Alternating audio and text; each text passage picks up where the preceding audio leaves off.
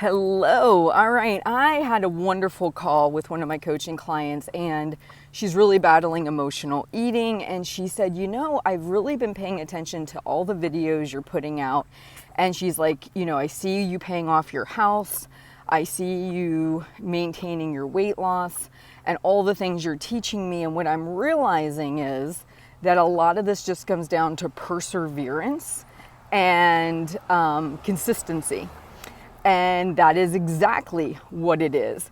I used to be, and I'm just going to be totally honest with you, I used to be the person who would look for the reason to abandon my diet or my weight loss plan. So if somebody invited me out, oh, sure, yeah. Oh, and that was a reason not to follow it, right? I always looked for a way not to. I would eat, track everything. This was before like electronic tracking devices. I used to get those little paper things from Weight Watchers. I would write down what I ate for breakfast. If it was good, then I wrote down what I was having for lunch. If it was good, usually by dinner or after dinner, guess what I stopped doing? That's right. The same thing almost all my coaching clients do. I stopped tracking because that was when the wheels fell off the wagon. And I said, I'll just start fresh tomorrow. And of course, tomorrow would never come. Tomorrow would be a repeat of yesterday.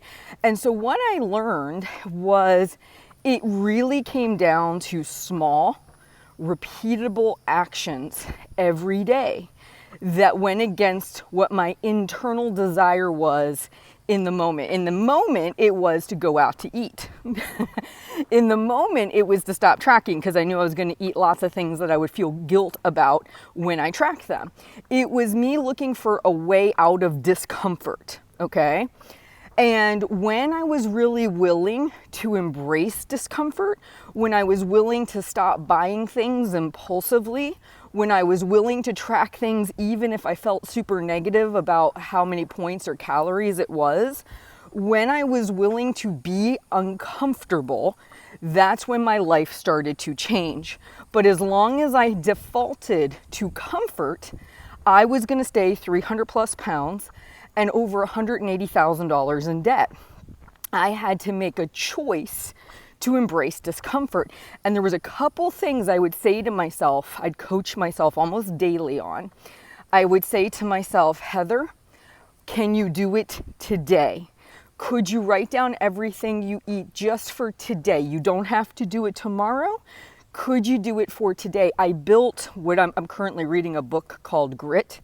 Angela Ducksworth, I might be butchering her name, so I do apologize, but it's a book about grit, and I grew being gritty.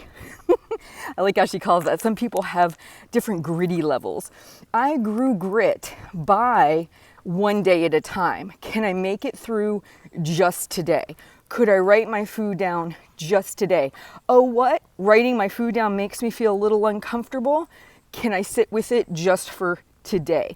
And that really was a game changer. The other game changer for me personally was, okay, this terrible thing just happened.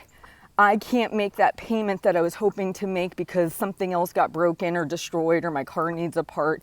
What can I do? Okay, so the part's $300. I originally thought I'd put $500 towards my debt, but now I can just do $200. Okay, I'll do $200. What can I do today? Maybe today I'm not going to hit my calorie goal. Maybe today something came up that was unexpected. Okay, I can't necessarily hit my calorie goal, but what can I do? So it became me looking for solutions instead of finding excuses. I wanted to change bad enough that I was willing to sit with discomfort. I was willing to do the uncomfortable, repetitive, boring actions day in and day out. And I was willing to do it just for that day. That was the big thing. If I thought, oh my God, because I get this question a lot, by the way, I just got it for an Ask Coach Heather episode. How do I make peace with forever having to track my food? You don't. You only have to do it today. That's the funny thing. We get ourselves in our panties in such a wad over this that we don't actually get to our goal because we don't do the actions today because we're so worried we're going to be doing it for 50 plus years. I tracked my food from 2006 to, July 15th of 2020. I am literally working on my second month of not tracking, just taking photos of my food. I did that behavior for 14 years. Did I every day go, oh my God, 14 years, I'm going to be tracking food? No, you know what I said? I said, if tracking food allows me to be 170 pounds lighter and have the freedom to be in a normal sized body and to get to do all the things I want to do, is that a price I'm willing to pay? And the answer was, heck yes, it's a price I'm willing to pay.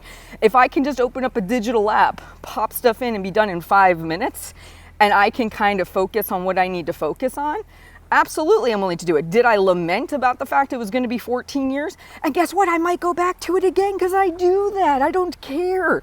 If I get to keep my weight off, it doesn't matter to me if I track in my MyFitnessPal, Weight Watchers points, 8 app. It doesn't matter. I know I have to be mindful of everything I put in my mouth, but I only have to do it today. I don't have to worry about Heather at 50.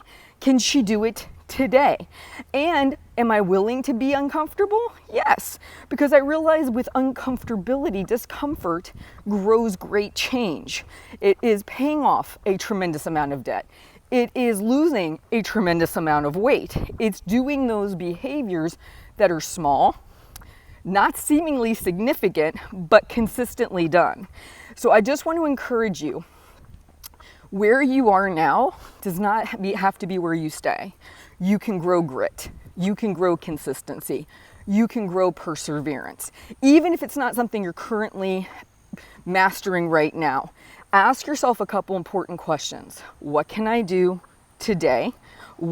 Yes, I have all this other stuff that I can't do. I get that. But what can I do? And number 2, can I do it just for today? Don't let yourself travel down the rabbit hole of, oh my God, I'm going to be tracking for all these years. Today's all you got. You could be dead tomorrow. Not that I wish that on you, by the way, but I'm just saying, you could be dead tomorrow. If you're dead tomorrow, no, you're not tracking. Anyway, my point with this is we can grow in the areas that we have a deficit. We can grow in the areas that we were not blessed with natural tendencies by doing the work. I hope this video helps. If you need more encouragement, if you need more help on your weight loss journey, on becoming the person you want to become, please join me in the Half Size Me community. We're doing webinars. We're doing all kinds of great stuff to help you out. And if you could like and subscribe to me on YouTube so you can get all these videos when they come out. And then also in the comment section, let me know how I might better serve you. All right, you have a great day, and I'll talk to you soon.